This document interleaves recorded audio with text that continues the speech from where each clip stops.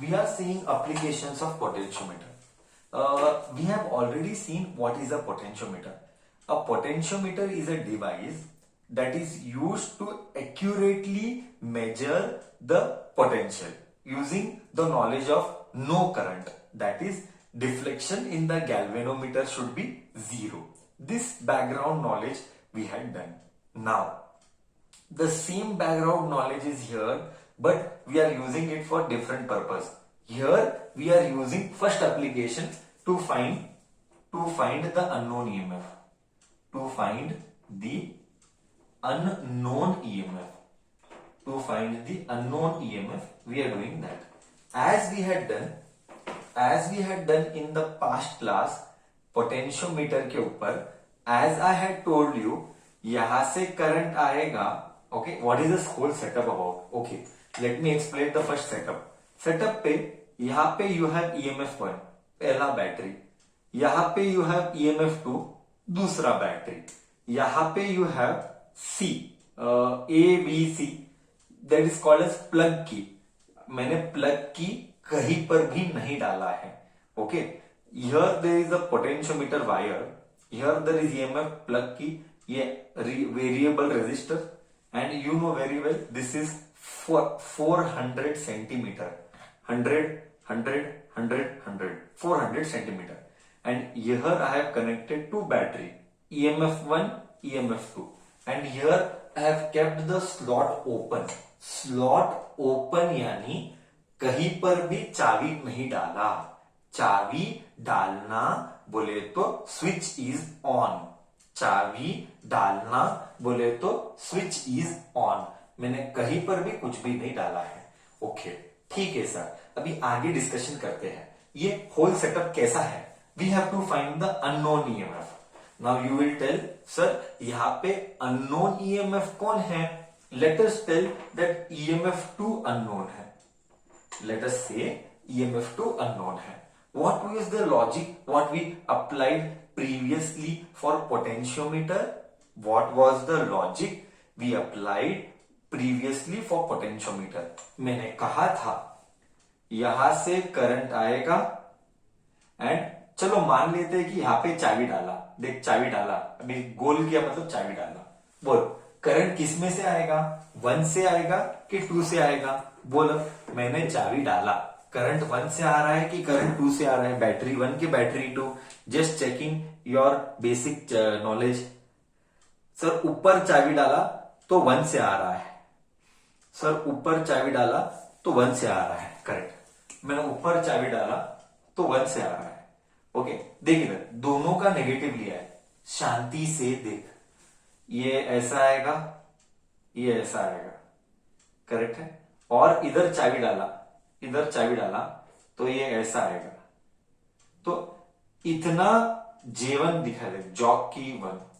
यहां पे resistance box है, यहां पे गैल्वेनोमीटर है. I told you, once again I am repeating. Maybe तूने ध्यान से सुना नहीं होगा. सेकेंड, सुन के रिवाइज नहीं किया होगा. मैं बार बार ये बात कहता हूं. हाँ, 11th-12th is more about revision. 11th-12th में अगर रिवीजन नहीं है शेड्यूल्स में, अब first basic requirement, first criteria for 11th-12th, revision. ये फर्स्ट क्राइटेरिया. ओके, मैंने कहा था, still I am repeating, what was the purpose of a resistance box? The resistance box का purpose is to slow down the current. Suddenly current नहीं चाहिए, थोड़ा सा current को स्लो डाउन करना है. That is why resistance box is connected. And then resistance box के बाजू में you have galvanometer. Galvanometer दिखाएगा कि करंट है या नहीं है. तो हमको क्या करना है?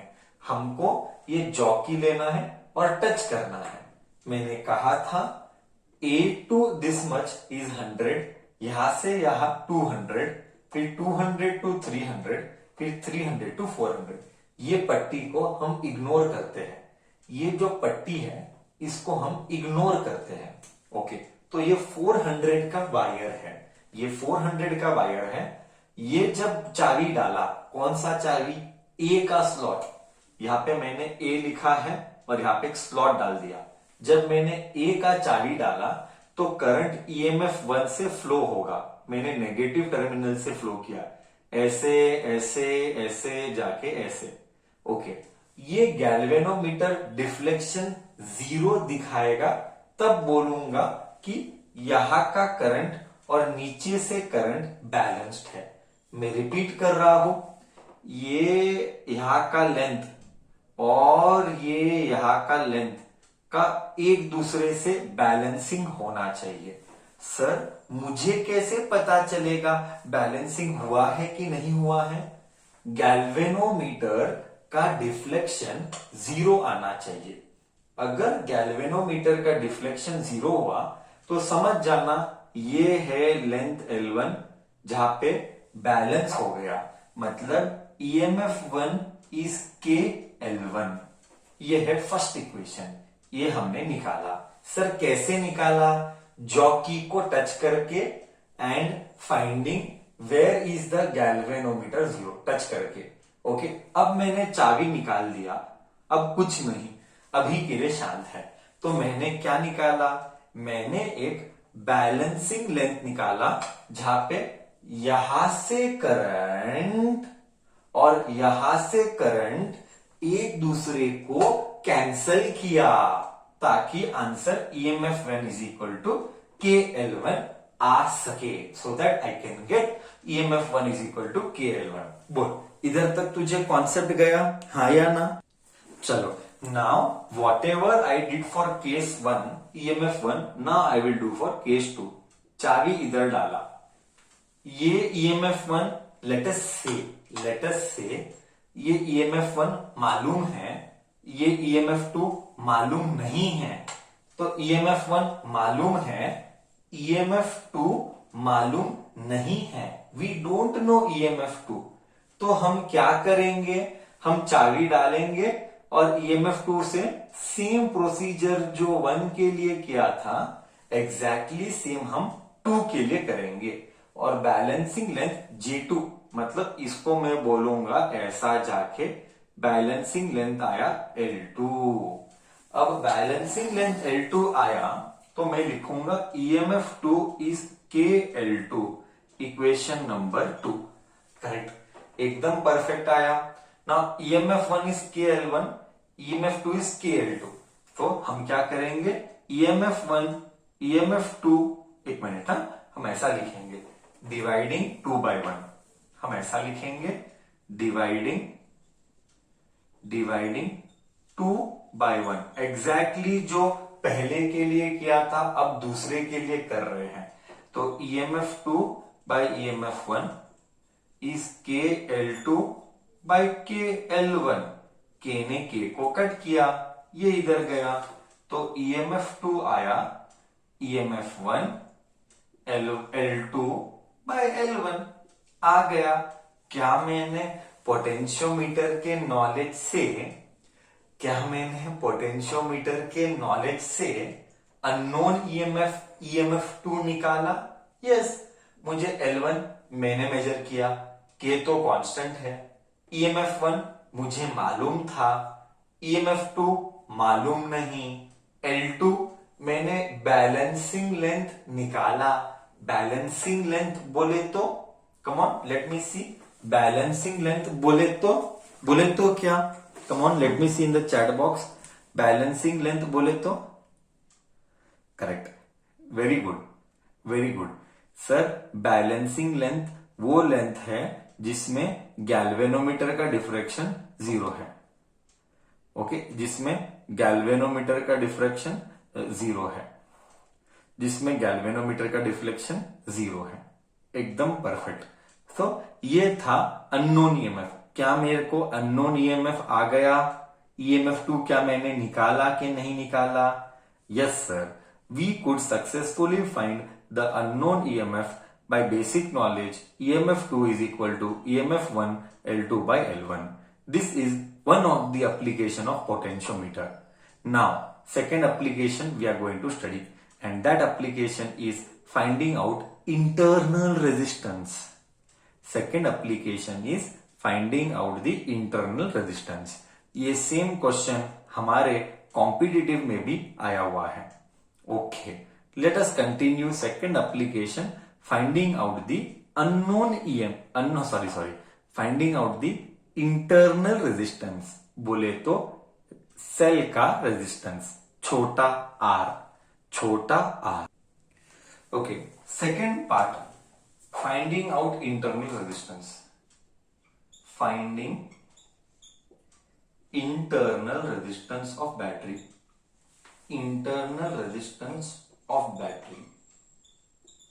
Okay, finding out internal resistance of battery. How to do? Just see now. See here, ये बैटरी नहीं है, वो इंटरनल रेजिस्टेंस ऑफ बैटरी, यानी ये बैटरी की बात चल रही है, ठीक है। अब पहले के और इसके सेटअप में क्या फर्क है देख। पहले के सेटअप में 2 प्लग की थे, यहां पे एक ही प्लग की है। Now we will test your brain. Okay, मैंने K1 डाला ही नहीं, मैंने K1 डाला, K1 इज ऑन, K2 नहीं है, K2 इज ओपन। अगर K2 ओपन है तो क्या रेजिस्टेंस पिक्चर में आएगा? अगर K2 ओपन है तो क्या रेजिस्टेंस बॉक्स पिक्चर में आएगा कि नहीं आएगा? ये इतना मेरे को बता दे। K2 ओपन है तो रेजिस्टेंस बॉक्स पिक्चर में आएगा कि नहीं आएगा? नहीं आएगा, करेक्ट है, नहीं आएगा। मतलब कॉन्सेप्ट बहुत सिंपल है। Concept sir same like that कि यहां पे बैटरी है, ये इधर से बैलेंसिंग करेगा और ये इधर है, देखा स्लोली, ये इधर गया, ये इधर है ईएमएफ, और ये ईएमएफ से ये गैल्वेनोमीटर और ये बैलेंसिंग लेंथ L1 और ये बैलेंसिंग लेंथ L1, ये इधर आया। मतलब डू यू एग्री कि इस ईएमएफ को प्लग की जरूरत है कि नहीं है? Once again, do you know or do you agree whatever कि this EMF battery requires plug key to come into picture or does not require plug key to come into picture? This EMF I am talking about. What do you say according to you? That EMF requires plug key to come into picture, K2 वाला plug key. I am talking about K2 वाला plug key. Not required. बरोबर बोला. No, not required. So first one is confirm that normal कितनी बार हुआ अभी? EMF is equal to KL1 normal. Okay, normal balancing आ गया. Now second case what will I do? This is normal like we did first time potentiometer. Second time I did just now finding out the unknown EMF. This is third time we are doing. Now I will switch on the plug key. Now you tell me, I have a doubt. When you insert plug key, resistance will come into picture. Yes sir, resistance will come into picture. Then the measured potential difference is what? Is it EMF or is it PD, V? When you know very well, whenever external resistance comes into picture,